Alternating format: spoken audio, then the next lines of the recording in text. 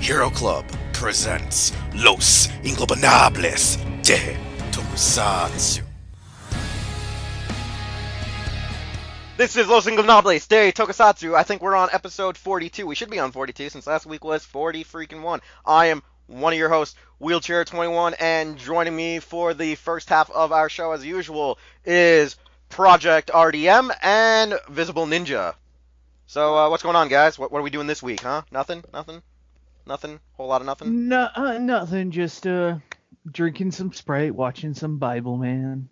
Yeah, you have a weird addiction to Bible Man, but you know, It is hilarious. yeah, I know it's kind of hilarious. I know, like this week though, our agenda is pretty slim and to the point because we got a little bit of news, we got a little bit more guest information on Power Morphicon for our lit list. We got as well as the Kamen Rider Amazons trailer. We also have a new visual for the Godzilla Decisive Battle anime film. And then we're going to be talking about, myself and Soundout, we're going to be talking about the ninja teams in Super Sentai. That means Kaku Ranger, Hurricaneger, and Ninja. We'll have that discussion in a little bit. So let's first off talk about our, news this time around, where for Power Morphicon, Wave 2 is actually a little bit smaller than Wave 1 was, but it's still, I would say, a healthy amount of guests. We have Jason Yabara, who was Babu for the American scenes using Babu. He was the guy in the suit. I know Visible Ninja at first thought it was the voice, but no, it's I actually was confused the actor. by that. So We have composer Juan Rasserman, who was the composer all the way up until about In Space. Like, he was still working for the show. We have Roger Velasco, who was in Turbo and In Space as Carlos. He was green and black. We have Valerie Vernon, Kendricks Morgan, Lost Galaxy Pink Ranger. We have Jessica Ray as Alyssa and Relay from Wild Force. We have Michael Coupon, Lucas from Time Force. We have Adam Tomaman, Hunter Bradley, Crimson Thunder Ranger from Ninja Storm, which means we have both Thunder Rangers at Power Morphicon. We have Kevin Duhaney, Ethan James, Dino Thunder Blue. We have Jack Landers, SPD Red, Z Delgado, SPD Yellow. For those of you at home listening, that is Brandon J. McLaren, and Monica May. And then from Dino Charge, we have Camille Hyde, who is Shelby Watkins. And then from Boom Studios, we have the writer for the comics, Kyle Higgins, as well as the Master Writer and Beetleborg's action director and creator of Fujiyama Ichiban, Michi Yamato. I'm going to pass this over to Visible Ninja first on his thoughts on the reveal for our Wave 2 of guests. all right, definitely some interesting names. There's some that I personally wouldn't mind meeting, but obviously like none of the names are what we'd say like shocking reveals. I mean, there's a lot of good stuff. Like, it's good to have the Thunder Rangers back That together. is probably the most shocking, announcement, really. Well, even though they've already, been together at least one con before. Yeah, but this is still the most shocking one. Yeah, I know, out it's of the... Morphicon. Yeah. Oh yeah, Thunder. Yeah. There's other, good guests to see there. Like, as always, I'm a fan of Kendricks's, so it's good to see Valerie Vernon there, as well as Shelby. Always had a fan for her. Good to see more SPD cast there. Since Brandon's actually been doing fairly well for himself, being in Graceland as well. Yeah, as I'm not gonna lie. I think Brandon is one of the more humble guys, even though he's more expensive. Yeah. He is one of the more humble guys where he'll still appear at Power Morphicon because that's kind of like, his first real gig. I think getting known in the West. Yeah, it was. Yeah, and like I said, he has appeared in actually at least a couple shows, fairly popular and acclaimed shows, but.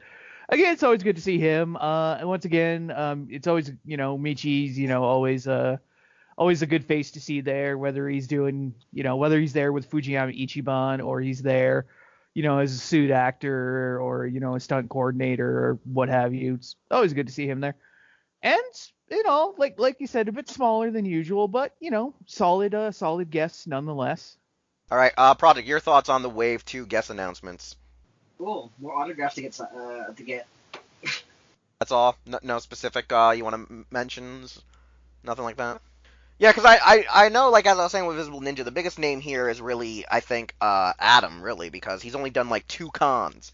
2 known cons, and this will be his second time, but this is, his first real Power Rangers event. Like, he's not been to Ranger Stop. He's not been to Power Morphicon until now. So to have both of them there, that's a more bigger precedence, I would say, rather than the one time they were together at another convention. I gotta say, with having Boom Studios there, that's better because what is it? At the last Power Morphicon, Boom Studios had just gotten the license or had just begun writing for Power Rangers, but they never really had anyone there in full. I feel like I don't feel like there wasn't anyone to represent them or their comics, but I feel like they're gonna have a panel. Most likely, it's gonna have Kyle on the panel, probably gonna have JDF on the panel, and maybe a few of the MMPR Rangers because that's what happened at SDCC. As for other guests, we've had Yabara there, we've had Wasserman there. Because I mean, me and Projekt met Wasserman briefly. Velasco was there several times, and the year we went, he wasn't actually there. He went there to take his kid as an attendee rather than a guest, which was kind of funny. He was there as an attending member, not a guest. Valerie Vernon was there last time. Jessica Ray's been at most of them. Michael Coupon, I think, has been at the last 3, if you would count this one. This would be his 3rd time, I think. Kevin Duhaney, this is his 2nd. Brennan J. McLean, this is like his 4th. This is like his 4th time being there. And this is like Monica May's like 3rd time. Or it's both 3rd. Wait, Product, when we went that year, they were there together, right? Yeah, so no, I think they've gone. I think for as many times Brandon J has gone, Monica May has gone. Because I think they're actual close friends off the show. Like, they've actually been like working together since. So yeah, no, most of these guys are reoccurring, members of the, I guess, guests that we would see there. Some of these names I don't think we've actually seen yet at a Ranger Stop. Like, I think maybe 2 names on here have yet to gone to Ranger Stop. So that's a thing. Our next actual, piece of news though that we have to move on to is the Amazon's trailer for Final Judgment. I'm just calling it Kamen Rider Amazon's Final Judgment rather than the full title of it being, Kamen Rider Amazon's The Movie Saigo no Shippan. That is a lengthy ass name. And we found out that it's going to premiere on May 19th, which anyone can remember. It's a wrestling the same day as an infamous wrestling movie. See no evil. May 19th. May 19th. This is also the first Kamen Rider film that will be presented in 4DX and MX4D theaters across Japan, as well as they revealed a little bit more of the information outside of the poster, such as the road show is going to be beginning at the same time as the premiere in theaters. We know that there's going to be a new Kamen Rider in there called Kamen Rider Amazon Neo Alpha, portrayed by Nobu Kyo, who is Kawagata Wager. We also have that, the director is Hidenori Ishida, and we have the head writer of X-Aid, Yuya Takahashi, writing the film with Kobayashi as the supervisor. So pretty much majority of the cast from seasons 1 and 2 are returning. That means, our boy Ryuga is going to be returning as Hiroki Nagase, I think. So he'll still be in the film, and he'll be completing his role with the 2 seasons. So after seeing the trailer, what are your guys' thoughts on it? Project, you can go first this time. Like Amazon's? Yeah, the Amazon's trailer. You've watched it, right? I've seen it. It's gonna be awesome because I'm pretty sure somebody's gonna die. I just don't know who. Because a bunch of the older actors are coming back from the series, but some of them died. Does that mean they're back, or is this for flashbacks? I don't know, because we know like at least 2 or 3 characters that are dead are appearing, so it's most likely gonna have to be flashbacks. Unless Neo's coming back, so I don't know if they're gonna bring him back. Well, Neo's actors in this because of flashbacks and because the battle that we didn't see in the final episode of season 2 is going to be actually the opening sequence supposedly for the film, like the actual fight that the series cut out. How he gets murked by fucking Alpha. Yeah, supposedly that fight is saved for the movie. Yeah, that middle finger ending is where the movie's supposedly going to pick up or at least start branching off from. That's all we know. Well, I don't like how the new villain looks like, though. He looks like crap, to be honest. I don't like it. Alright, Visible Ninja, your take on this. Alright, well, what... Okay, basically with mine, it just comes down to, it's about goddamn time. Well, I shouldn't sound ungrateful, but with the way season 2 ended, Oh God, like that kind of pissed me off. So it's good to see we're getting resolution. So hopefully it'll be decent. My hopes are kind of not high, but I'm sure it'll be gore-tastic and grim, dark, and edgy. So, but I'm just hoping that it's decent and gives a satisfying conclusion because yeah, season 2 kind of didn't do that. All right. Final piece of news that we got is the fact that the second installment to the Godzilla anime, Godzilla Decisive Battle Mobile Breeder City, is going to premiere on May 18th in Japan in its limited theater run before it's distributed on Netflix, probably in a month or two following it. In addition, we have a new teaser visual which shows our Godzilla Earth obviously discharging one of his nuclear blasts, one of his rays, one of his beams at what people are guessing it's like him probably either shooting the escape pods that we see in the little visual on that will feature on screen if you're watching it on YouTube, flying into space, or it's probably actually him in the midst of battle with Mechagodzilla at this time. That's all we really know is like this visual is supposed to be a part of whatever their battle's going to be with Godzilla Earth once we pick up where we left off at the previous film that's currently on Netflix.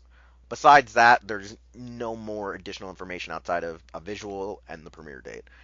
Visible Ninja, your thoughts just on this small little photo we got here in the date. The little tidbits basically. Like this is speaking of somebody who actually who still enjoyed the first movie. I mean, yeah, it kind of didn't leave off on a conclusive note because it is again meant to be a larger kind of the first part in the larger kind of narrative. So I know that didn't sit well with a lot of people, but like I still liked it, and I am looking forward to seeing this anime Mechagodzilla or whatever you want to call it in action. It does have an interesting look because it was essentially kind of built as kind of a joint thing between the humans and the black hole aliens. So yeah, I'm definitely interested, and obviously there's something going on with the religious aliens. So yeah, fan theories flying around, but I won't get into those. But like I said, the first movie, cool, and I definitely can't wait to see the second one. And boy, that name is a bit of a mouthful. I'm sure they'll come up with something a bit more succinct for the international release. But yeah, I'm definitely looking forward to seeing part 2. All right, I'm not gonna move it over to Projekt since I don't think has even watched the first movie yet, so I'm pretty sure he doesn't have anything to say about the sequel and installment. I've informed. Godzilla? Yeah, have you seen the first movie? Yeah, I did. I thought it was okay, but I'm like, wow, what a fuck you to that main character. We're like, I killed it. Oh wait, nope. I finally killed you. Oh shit. Yeah, okay. Like all I can say though is like I've told people who haven't seen it yet or people who are not so keen on the movie is like you're really supposed to view this movie with its brothers. Yeah, you got to marathon all three to get the full story because it's just gonna be one giant middle finger to you because the first installment and second installment are gonna end on straight up traditional to be continued, and you're gonna be like, well, then what's the point of releasing this if you're gonna treat it like 3 giant episodes into separate parts that you have to wait almost a half a year for, That's kind of stupid. I'm gonna finish the entire thing and then cut them off into pieces, so you do it like a few months at a time. Yeah, I didn't expect that you'd have to wait like 5 months for each installment. It's like you should have thought that okay, we got this part, we got this part, we got this part. You'll get the next movie in 2 months. You'll get the next movie in another 2 months, and then you're done. But no, they're like, no, you got to wait 4 months. You got to wait another 4 months. Yada yada yada, and then bam. Yep. All right, and that's the only discouraging thing. I'm interested in it, so why not? It was fun for what it was. I gotta say though, I hope though that they do a little bit more, pay a little bit more respect to the dub cast because if you watch the credits of the film, it doesn't list all the actors a part of the film, and some of the actors that played technically somewhat of a main character in the film weren't credited whatsoever, and to find out who they were, you had to check social media when the actors themselves were tweeting, "Oh hey, I was in this film. Oh hey, I'm a part of this dub. Oh hey, Little Karibo was here too." And then I was like, you know what? Slow your roll. This movie now has a shit dub. Oh yeah, what was it? Yeah, both. What was it? Little Karibo, aka Martin Milner, and what's her and Christina V. both had like bit parts in there that. No, Christina V actually is a main Oh, that's character. right. She's what's her face. That's right. She's the main character's sister, but her name wasn't credited in the credits when I looked That's at it. right. Yeah. She wasn't credited. Yeah. And you know what the funniest thing though about it is? Our main character, who sounds a little bit like Crispin Freeman, you know who he really is? Yu-Gi-Oh! Abridges Noah. That's the one thing that's kind of really skeptical about this dub. They kind of rushed this dub. They got a bunch of, guys who do abridges off the internet, and a couple of actual real dub actors to do it. And I'm like, what the hell? It's kind of shoddy, but it's neither here or there. We'll talk more about it when all three installments come out, because I don't want to do 3 separate episodes on this podcast. Nevertheless, though, you know what? We're going to move on to the discussion that me and Soundout recorded in advance, since Soundout is on. Well, I wouldn't say he's on hiatus. He's stuck in a semester of one of his college courses, and so we're going to just jump right into our huge discussion on the Ninja-themed Sentai series. Yet again, that is your Kaku Ranger, your Hurricaneer, and your Ninja. Neen. All right, we're moving on to our discussion, and this week, as promised, we're going to be talking about the Ninja War, as we are calling it. It's mostly about your Ninja-themed Sentai characters, Ninja-themed, whether it be the entire series, like Kaku Ranger, Hurricaneer, and freaking, Hurricaneer and Shurikenger. Oh, no, not Shurikenger. God damn, I can't even think of their names now, and they're the ones for Ninja Steel. Oh yeah, Ninja, those guys. Yeah, we're going to be talking about ninjas in Sentai. And we might even talk about a little bit about Ninja Senjuraya, even though neither of us have really seen much of Ninja Senjuraya. I think I've seen more than Soundout Project. It's not because we're not trying. It's not that we're not trying, it's because we haven't actually seen it. If we weren't trying, we would be saying, hey man, let's talk about ninjas in Common Wrath. Oh, that's too funny. Yeah, there's just not subs for Jiraiya. Yeah, there's just not subs. I want subs. There's subs for 2 episodes, 7, the last time I checked. That's what I thought. That's what I think. And one of the reasons why we wanted to talk about Ninja Sentai is because when you think about it, when it comes to mostly Sentai, one of the things about gimmicks that they like to reuse tend to be either, are they going to use vehicles, they're going to use animals, they're going to use dinosaurs. But then you look at ninjas and even samurais, they're a gimmick you think would be flooded throughout Sentai, at least for an entire series. However, for ninjas, we've seen it 3 times like dinosaurs, which now makes them, not as I guess they would be now uncommon. They're not as rare to come by when we first had, Kaku Ranger. But samurais, are technically one of the more rarer gimmicks that you would think they would have used more often in the franchise, but we'll get to that another day maybe. So let's start off with ninjas.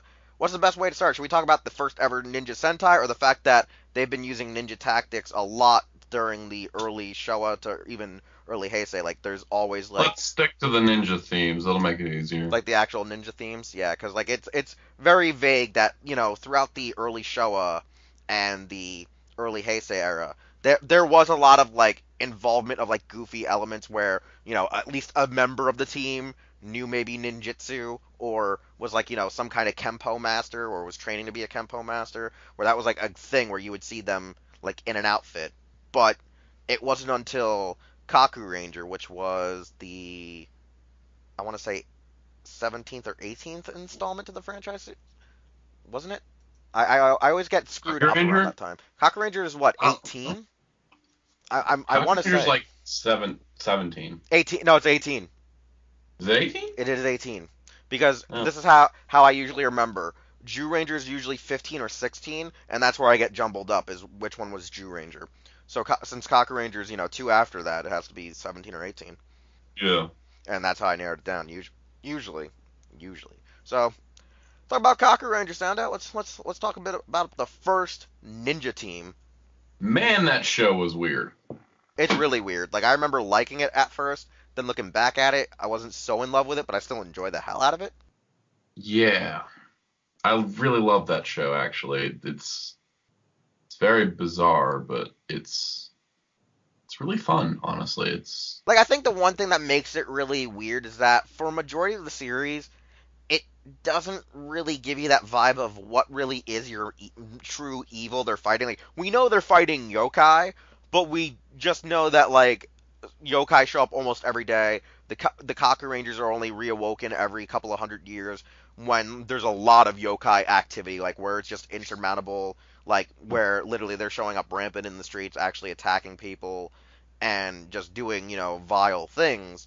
But the show itself doesn't regulate itself to, here's your big bad, here's your team of big evil, and you got to go out and just stop this evil to stop the yokai. No, they're like, for a majority of the show, focusing on the fact that this ninja series is, technically yokai hunters that have to go down, destroy them, and then the idea of a villain starts to materialize as the series progresses along. Like, we know there's a bit of a story of an ancient, daimyo that was once before, the main daimyo, who is Master Vile in America, but the story really is one of those unique ones where it kind of tries to copy a few elements of Ranger, where it did have an apparent evil, it never really focused on who was the true big bad, because you had the 3 foot generals, then they introduced the Emperor, but then, like, there's more puppets pulling strings, and then you don't really know what the hell's going on. Where in Kaku Ranger, they leave that mystery so blind that you don't even know who they're fighting half the time. Yeah. Like, who is their true big bad. And this is the one thing, though, that a lot of people always wonder about the series, too, is why is it for a ninja series, is their main mecha a samurai? Because Japan sometimes, okay, America's like always been blamed for being like bad at appropriating cultures, and Japan's almost as bad at it too. How, when it's their own culture? I'm kind of confused. Basically, it's much like how in America, the different periods of the dinosaurs, the Jurassic, Cretaceous, et cetera, they kind of get merged a lot in movies. And also with, certain TV shows, stuff from like the Wild West is not necessarily based on what actually happened in those times, and a lot of terminology and phrasing is different. And I think in Japan it's a lot of the same thing of, well, a samurai robot looks a lot cooler. Why are we not using the samurai robot? And they kind of put into the idea that carries forward to all the Ninja Sentai is that they're ninjas with assistants in the form of samurai. Because Muteki Shogun was sentient. And Ninja Man has a Samurai Man form. And then later on in Hurricaneger, you have Shurikenger, who's a samurai. And in Ninja as well, there's also Star Ninja is like a cowboy, but a cowboy is basically an American version of a samurai. Yeah, now the thing that I was wondering is the sense of being is that, now I know back in what's supposed to be like the feudal era of Japan, the ninja in a sense is used as like a spy, like they just kind of hover around, or maybe they're like the guards that you just see perched around, like, like this, like when you call in, like, SWAT, and you have the one sniper trying to like locate and pinpoint, your shooter or the guy holding your hostages. Like, that's what the ninjas were kind of called in for. So I was like I always thought, well, it's supposed to be the fact that, like, with Muteki Shogun, he's supposed to be like the lord of the castle that is actually the spirit of the original lord in his castle that manifested itself into a sentient mecha, and that they're technically supposed to be his conduits to serve him, per se. Because, like, that's what when I first saw it, that's what I thought, like, could be the meta, like that metaphysic, like, ideology of how it works. Because, usually, if a ninja's called in, it usually means that some serious shit is going down. Like, they're like the CIA back in that era.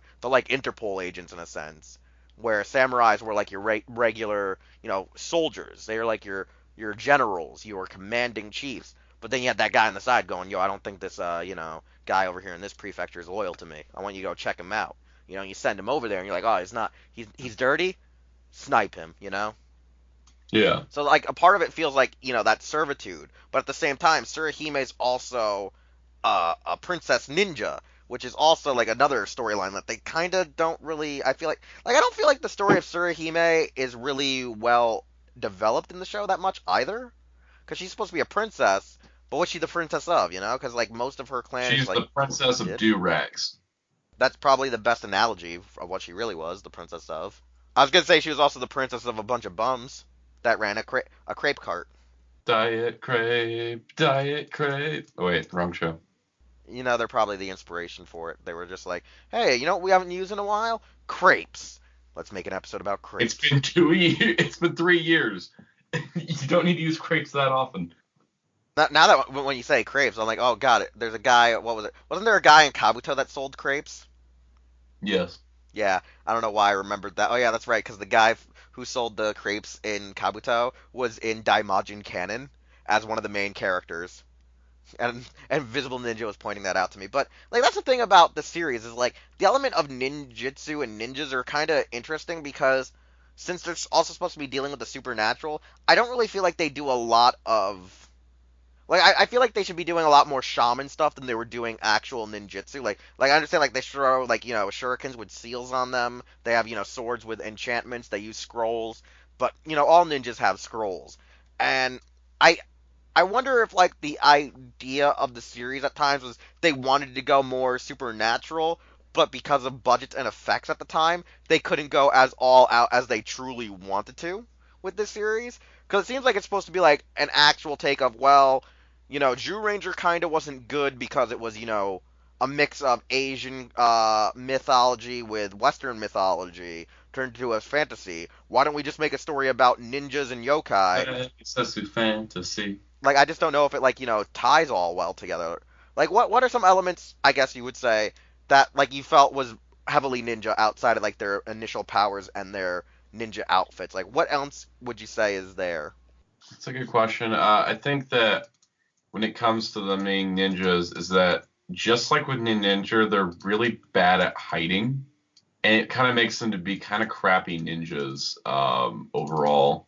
Like I think like the ninja thing is very superficial, and it's like, oh, they're descendants of great ninjas, but that's about it because honestly, they kind of suck at being ninjas, just like the Ninja did. Hurricane's the only team that's actually good at ninjaing. It's kind of true because they're the only ones that actually try to act like ninjas. They're the only ones that do a lot more ninja tactics and actually approach the show almost like ninjas, even though they're fighting like space aliens and whatnot. Yeah. Because like looking at Kaku Ranger, like I said, they're really more like it's like supernatural. They just discover, oh, we're ninjas. Like in Supernatural, they just discover they're demon hunters, and they're like, oh, hey, we gotta go fight some demons. This one, they're like, oh shit, we're ninjas, and we're also Super Sentai characters. Let's go do some ninja Super Sentai stuff. Because look at their ninjutsu. Most of their ninjutsu ability, like they have barely any background training, and they can barely use any of their like abilities outside of their suits. They can't really clone themselves. They can't really duplicate themselves.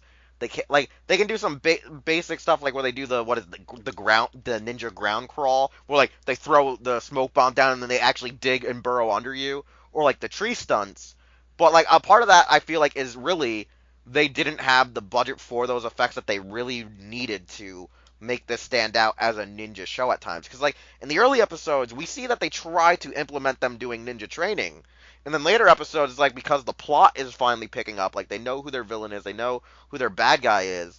It's kind of like, oh, now we just gotta actually like fight this guy and make sure he doesn't like open the gates of hell. The arc where they discovered the components to Daishogun, and how they basically were like, wow, we kind of suck at this. We need to go on some journeys, learn some things, get some mecha, and then each individual component was introduced first in its own episode or 2 episodes for Ninja Black. Like each character got their own focus story without the rest of the team, but got to discover a new mecha. Each mecha got spotlighted, and then they combined when they came back together. I think that was probably one of I will agree is one of the most amazing idea of a ninja story. And I kind of like how, ironically enough, they tried to sort of revisit that element or aspect in, Ninja, but they only made it, what was it, 2 episodes, and no one really got true focus. It was like everyone kind of did their part and created, the Gekitatsu, what was it called? The Gekiatsu Daio. Gekihatsu Daio, yeah. The Blaze Megazord. Yeah, like Kaku Ranger's arc was like 7 or 8 it was, I think the entire thing was probably like 10 or 12 episodes. I don't remember exactly, from like the point where they started getting like completely wrecked into the point that they started doing their journey, and then the journey itself, and then the combination, the defeating of Skull, pretty much. Junior. Yeah, I always screw up his full name because it's like Gashirokuro Skull Jr. It's Gashudokuro. Yeah. Because it's actually based on the actual mythology of the giant skeletons and stuff. And I actually gotta say, when I was like probably 8 or 12, and I was reading about, myths around the world, and like I pulled up the page of the giant skeleton, and it was like from Japan, and I'm reading it. I'm like, that's Rito Revolto. I'm like, nope, that is and then I go and I do research because I'm like, learning about Sentai at that point when I was in middle school. I'm like, yep, I knew it. Kaku. Yep. I was like, Kaku Ranger, it's all about the yokais. That would explain why every monster fit Lord Zed's stupid motif of, I'm gonna turn this into a monster, storyline. Because it's just like Die Ranger. And that was probably the smartest and safest thing for at least Saban, was that 2 seasons in a row had stuff where it was like, oh, I'm some kind of spirit monster based on basketballs. I'm a spirit monster based on a brick wall. Like, it really saved Saban's ass. It really did, yeah. Then there were some, monsters and yokai that just make no effing sense. Like, none whatsoever. But it's one of those things where, like, I feel like Kaku Ranger's biggest flaw was they were supposed to be demon hunters that were ninjas, but they didn't do much ninja-ing, and as well as, this is the one thing I kind of found weird about both Die Ranger and Kaku Ranger for its time, was that it was a Sentai series that, while it tried to have involvement with, like, people in society, they often took the Senshi out of society, where they would be, like, out in the slums of, like, the actual typical rock quarry, or out in the woods, or, on the beach, and just encounter their monsters. Like, they rarely had, like, real involvement with, like, more than 1 or 2 extras that wasn't either a kid or some bumbling stooge that they just bumped into on the side of the street. Like, you rarely see them in high populated scenes. It's really weird how those shows were at the time. Like, the only times, like, population areas showed up was if it was, like, a huge main, like, character arc or an actual story building arc, Yeah, exactly. It was unique in the sense of, I think that with Sentai, they were focused on trying to build characters and maybe story, due to the fact that they were just coming off of issues that they had with budgetary stuff leading up into Jetman's run, and then leading into, Zyuranger, where they originally did not intend to have said sequels after Jetman. So overall, I mean, when it comes to Kaku Ranger, I think, like, it had a good idea, and it's really interesting.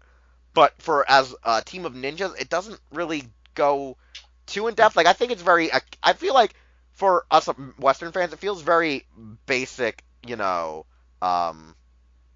ninja stuff that, anyone can just technically grasp.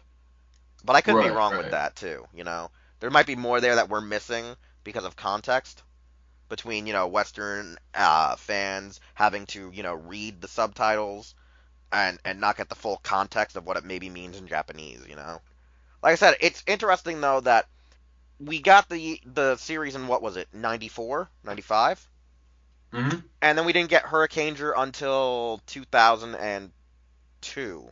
So, roughly, 8 years later. Like 8 years between, like, each Ninja Sentai. Well, no, if it was in 2002 and Ninja was what? When was Ninja? Ninja was like 2014. Yeah, 2015. Yeah, there's an 8-year gap between the first one to the second one. But then from the second one to the third one, it's an entire, like, 13-year gap, which is kind of interesting. Because it's almost like how Alba Ranger to Koyuger was only like a 10-year gap. But from, Alba Ranger to Zyuranger, it was like a 12-year gap. So you either have less than a decade or more in between our shows. And I think, like, that's all we can really say right now about, really, Kaku Ranger. So I guess let's move on to Hurricaneger Soundout. You probably can start us off again. Hurricaneger, I love the aesthetics of Hurricaneger because while Kaku Ranger's costumes are very bright and basic, Sentai suits, basically, I think that Kaku Rangers with the chainmail armor kind of look gave it a really unique look among Sentai, but also kind of gave it a very realistic look for just ninjas in general. I think that it was very it was stylistically it was very successful in creating a look of an armored ninja that they could I always felt like they could take some impact in battle. Whereas Kaku Rangers, if they get stabbed, they're pretty much dead, and there's nothing they can do about it. Yeah, you're kind of right there, because the one thing I was saying one time to somebody was that with the first ninja team, we have a basic, oh hey, it's just a simple Sentai suit made to look like a ninja. Where the next one, where we got Hurricaneger, was like, oh, let's go more traditional ninja with the actual chainmail, there's fishnet chainmail, arms that they their undershirt. Let's add that. Let's add a little bit more style. The suits in, I would say, Hurricanes are more vibrant and brighter, I feel like, than their actual Sentai. I would say they're I guess they're senpais or whatever you would want to call them, their predecessors in the Kaku Rangers. And they're very bright, but they're really nice because those bright colors mix well with. I think it was because they film better at the time, they appear better on the film, as well as the colors of Japan at the time were more bright and vibrant with the city skylines and other stuff. Where how they're supposed to be jumping around through say billboards and vehicles would actually kind of play off of that stuff, where they're kind of like a mix of modern day meets urban with the bright, vibrant colors. When it comes to the story of their villains are I think space monsters as usual, something like that, and it's kind of a weird story of why are they ninjas fighting aliens? It's kind of weird because even you think about it, they made it more campy in Disney when they brought it over for Ninja Storm for their ninja story, but it was really weird when you watch how the Hurricanegers interact with Tao Zanto and his day of the week monster generals, since all of them are literally Monday, Tuesday, Wednesday, Thursday, Friday, Saturday, and Sunday. And one thing I did like too about it was that the villains themselves were actually a branch of ninjas. They studied ninjutsu, so no matter what, there was a lot of elements of that whole ninja style. There was an actual sense of, oh, we are just two faction clans trying to outdo one another. I felt like. And the fact that Hurricanegers really three teams in one is kind of cool. Three teams? Are you talking about with Shurikenger? Or are you talking about Shurikenger's kind of his own. Basically, I mean, the way the Ranger Key system worked for Gokaiger was that it was, Hurricaneger was the main three. Go Rider was, Kuwaga and Kabuto, and then Shurikenger is just his own thing. So you kind of get a three-team setup there. Yeah, and it was actually unique because, like you said, they bring in another samurai character. However, this samurai also doubles as a ninja. Yeah. Which was actually really cool because he's a light, armored. He's a ninja who has light samurai armor. Who, I gotta say, was unique too because he actually was supposed to use the whole, oh hey, I don't really have a face. I'm a true ninja. You never know who I am. And he's really just a voice character, whose most of his roles were in human form portrayed by Past Senshi, which was actually really good. I felt like that is a better anniversary homage that they've done in Sentai when it wasn't even an anniversary season, an anniversary year. So I think it's great, more of the better elements and aspects. Yeah. As for the villains, since I don't really remember too much of them, since I haven't gone down and reloaded the Shuto subs, I can't really make a good assumption. I can't really make a good assumption really with the villains either because I just know they were very samurai-esque. They had all these different features, elements, and aspects about them that made them all unique. I think the one thing that I feel does hurt the series at sometimes is just even when they tried to adapt it to Power Rangers, some of the monsters are very fucking weird. They're just so abstract that it kind of makes me think Hurricane Ranger was also supposed to be a little bit comedy based, like Car Ranger was because of like the foot monster. Yeah. So like it's one of those things where I'm not too entirely sure what's supposed to go on, but I still enjoy Hurricane Ranger. I know a lot of my friends say that Hurricane Red is one of the worst acted like Sentai actors in a long ass time. Like he's allegedly like one of the ones where it wasn't about his character, it was actually his actor. Like no one like watching his performance liked him. Yeah. But I don't know the depth of that because I enjoyed it when I watched the show, but it's neither here or there. Other than that, I think like when it comes to the mecha, did you think that the mecha gave like a really ninja vibe? I think so. That's like a very armored ninja kind of vibe, and the multiple weapons that appear out of nowhere, like that, I think is probably the best part of the ninja vibe. Yeah, because like I think the Konakuri balls actually better complemented what the actual hell like his ninjutsu abilities are supposed to be acquired from and obtained from. I do though feel like the overall design, like when you go from Senpujin to Go Raijin didn't have a real ninja feel to him. But what was Shurikenger's actual vehicle called? I can't think of the Japanese name for the helicopter. Tetsujin? Yeah, I think Tetsujin. Tetsujin also had a ninja vibe because once he takes off the propeller for his sword, at times he has like a more ninja look to him, as well as Senpujin has a lightning mode. He has the vanishing weapons thing like even more so because he doesn't even have the internal container for the Karakuri balls. Yeah, like he has to actually like materialize them from scratch when he summons them because they don't pop out like the other two do, which is actually really cool. One thing I did like though was the fact that they use a lot of elemental energies in this series. Like they really try hard to like use all the elements in a sense. Like there's wind, there's earth, there's water. Like there's basic stuff. Like I think the only one they're kind of missing is fire. But when you think of like how alchemy works, lightning is a branch of fire. Work. It's a part of the fire family. Yeah. So it sneaks away by being cheated. I guess you could say it's an acquired ability. Yeah. But overall, I think they really like tried to hit it hard. Like they really tried to take it home that this series was supposed to be about ninjas doing ninja stuff. Ninja things. Yeah, and ironically enough, one of the worst ninja teams actually did a lot more ninja stuff, but they were just incompetent as all hell. And Ninja? Yeah, the team that everyone wants to kill. They're still better than Ninja Steel. They actually are. Like I mean, you run us down since you're our Super Sentai aficionado. I would, but there's one little problem. You hate Ninja? Haven't actually watched Ninja. Wait. You haven't even watched like any of it? I watched the first episode and the last episode. That year I had a very busy year, and the first episode didn't impress me too much, so I kind of didn't like watch it, and I meant to go back and watch it, but it just hasn't happened yet. But Darkon was watching it and kept complaining about it, so I was like, oh, I'll just catch it after it's over. And he's like, I'm going to watch the final episode. You want to see it? I'm like, sure, why not?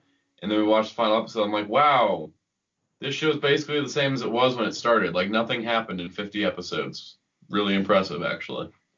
But yeah, Ninja's on the watch list, along with Go Busters, as the two shows I missed in recent eras for many reasons.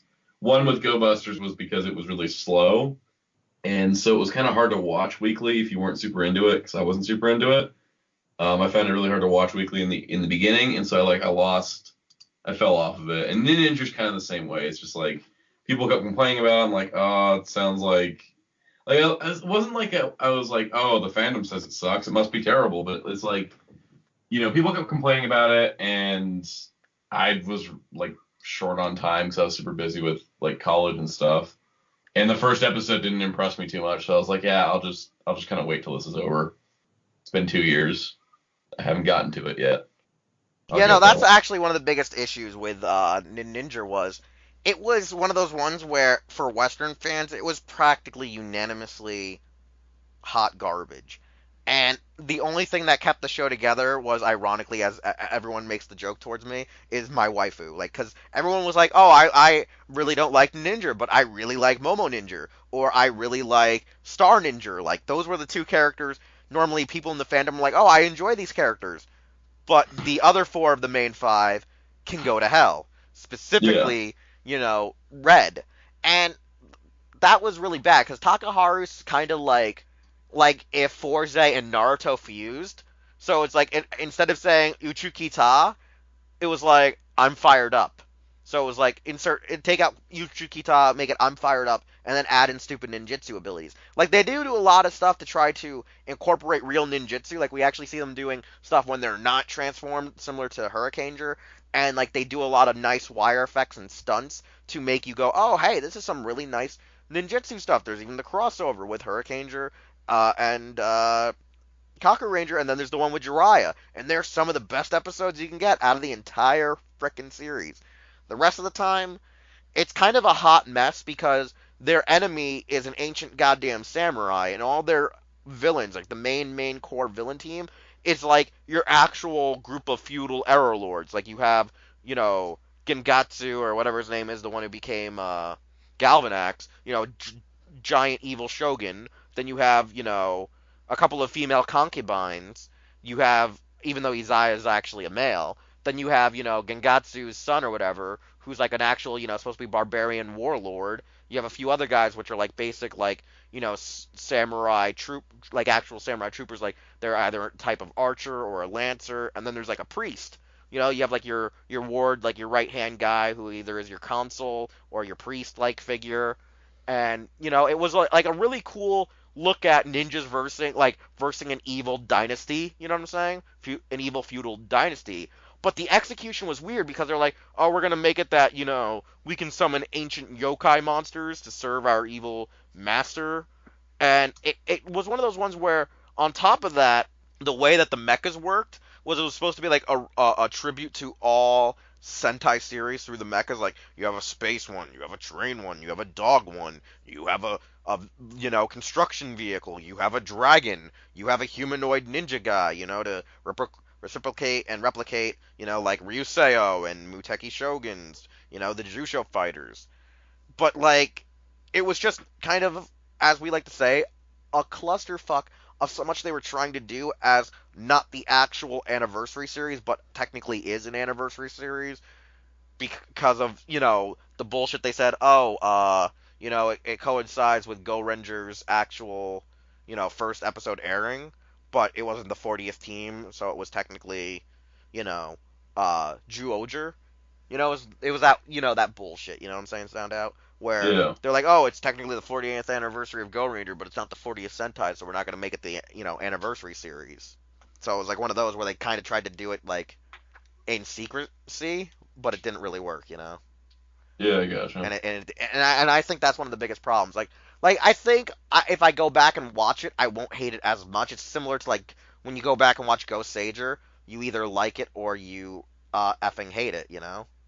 And it's a really like a hot mess of, do you like it? Do you hate it? What's your choice? And I think that's what really Ninja's biggest flaw was that it had kind of Ghost Sager vibes all over. It smelt like a Ghost Sager mishap because when Ghost Sager was airing, everyone shitted on it. You know what I'm saying? Oh yeah. Everyone was just beating that thing like it was a goddamn pinata. So I mean, I I think that's one of its biggest issues, and I don't know how you can technically fix it. You know what I'm saying? And when it comes to ninja teams, I think I like elements more or less from Hurricaneger and Ninja, but I want to see some of the stuff that was implemented in Kaku Ranger a little bit better. Like, honestly, I'm one of those guys that I really want a Sentai mecha that's kind of like Muteki Shogun or O Blocker. I want one that's actual component humanoid figures that become a mecha. Like, those are what I liked about Kaku Ranger, and I want to see that more in other shows. And I feel like ninjas are the only ways you can probably get away with doing that again, or even another samurai gimmick. Yeah. So, like, I mean, what else do you Yeah. have to say, like, about ninja sentais and other stuff? I like Super Sentai. I don't hate any Super Sentai. I dislike some of them, like Ranger. But I love Sentai for what it is, and so even though I haven't seen the Ninja yet, I'm probably gonna like it just because of the Sentai formula. Like it's very much. I really like Sentai, and I see myself enjoying the Ninja for what it is, and not gonna try to push too many expectations onto it. Yeah, But it's one of those overall, series where you like can't really have expectations for this show because it's gonna like fuck you. it's gonna let you down. I definitely love Kaku Ranger. Like I love Kaku Ranger so much that I even bought the changer. So yeah, I mean, when it comes to the end of the day, I think ninjas are a good theme because you can work with it a lot more than you can dinosaurs. I feel like by the third time we did dinosaurs, it kind of like, all right, we've pretty much covered all the bases here. Let's not do dinosaurs again. And I think there's still more that can be done with the ninja concept. So Like bring it it's on. funny, like I feel like with dinosaurs, their biggest flaw that they do have with dinosaurs is that I don't think they expand too much on what dinosaurs they can and can't use. I think that's one of the biggest issues because there's other, carnivorous, there's other herbivores, other type of dinosaurs out there they get away with. But Hmm. I think it's because of creativity limits and expectations of your general public. They can't go that in depth with the concept of what's a dinosaur, like what can be used. Whereas like ninjas, yes, there's a huge market for them. And like I said, I'd love one day to talk about just the samurai element in, revisiting in Sentai again because the thing about how like I want to compare with ninjas are ninjas there are different types and styles of ninjas just like there are samurai where in Shinkenger though when you look at like how some of the other ninja series have depicted it they actually do different ninjutsu either due to their elements but when you looked at Shinkenger they only acquired weapons only after they activated their actual hidden discs, where oh hey, I'm of this element, so eventually I get another weapon. But we don't really have like a team, and this is gonna be a weird thing, but it's like kind of like almost like how Ronin Warriors was, where like straight from the get go, like they use more of their different elements and attributes. You know what I'm saying? Yeah. Right off the get go, not like where in Shinkenger they use a lot of the sword fighting and sword play, and like oh crap, we got to step up a level, so they put on their hidden disc and they pull out their signature weapon like the bow. Like I mean, make a unique thing where they can still transform using a similar device, but give them each maybe like no sidearms and just signature weapons. And that's one of the things with like ninjas. I feel like the one thing that was like the thing about how ninjas are is like because even though you can be a different type of ninja on how you fight and what your style is, your basic weapons are all the same for a ninja. Where it's for samurais a little bit different. Like you're supposed to carry your katana, right? But after that, like your style and method of what you choose to like hack and destroy your opponent can differ from being a spear, but using a spear, or being a bowman, or using other styles of combat. And that's where I'm thinking like ninjas have a lot more thing about them, and so do samurais, and we've just only got the tip of the iceberg with Shinkenger. So, I mean, I would like to see a lot more done with feudal era aesthetics. I'd like to see more done with actual Japanese mythology. Now, I'm not saying that they can't be against using, more of the mainland Asia, concepts because some of those ideas do roll over about like, mythology of dragons and certain spirits and monsters. But I'd like to see a series that when we do revisit like myths and monsters and yokai, keep it so close knit that like it could be a gateway into like, fans to enjoy your culture even further. Like more, like do a little bit like how actually with Kaku Ranger they tried to explain what each yokai was to the audience and the kids as if this was their first time hearing these ghost stories. Do something like that, but Yeah, like that made that show very accessible for I think Western fans too, because it's like, oh great, Japanese mythology is being explained to us instead of just assuming we know what the story is. I want to see a series that's a little bit more like that, but don't do like what Hurricaneger and really like Ninja did, where they were throwing in other kind of like also mythologies too. And Like don't be like Ghost and just put text up to tell us about these things. Like work it Yeah, into the. yeah. Actually, work it into the story. I feel like would be a lot better, a lot more unique. It would help develop your overall series and the composition of what you're trying to develop. I feel like I think it would Yeah. really help with what's going on than just straight up like, hey, this is what you got. What do you like? You know. And I think that's one of my biggest like knocks towards it at times. Is just like I want Yeah. more. I want when Japan does more ninjas and feudal era stuff, whether it be ninjas or samurais, I'd want them to also be facing like how they did the Gadoshu or how they fought the Yokai and Kaku Ranger. I want a lot more of that. I want it to feel so feudal that like you could even do like an actual real flashback to like where it's not like the flashback of like how in the best way to say is like I don't want it where it's a flashback where it's a black stage and smoke and you're supposed to be like making them think like oh it's just a dark night and you're just doing it with the suits fighting the monsters. Like I want you to have like two different casts. And I don't want it to be like really asinine like Kiva, where like every episode deals with oh this past event deals with the present event. I would just like it that you have a cast of flashbackers, like actual people, to tell the story of oh this is how we fought the villains in the old day, like an actual like micro story that is told throughout the series, but not over the course of the entire series. You know what I'm saying? Where it's like I would Yeah. love to see Gotcha. them actually explain and hell, I would like to do it where they have it that the team's suits look completely different in the past. So it's like, oh, in the past, they look more like actual ninja gear and samurai gear. But as the powers evolved, throughout the decades or the centuries, they then look like your typical Sentai suit, you know? Like, I would love to see them do an actual overarching story with these ideas of mythology, ninjas, samurai.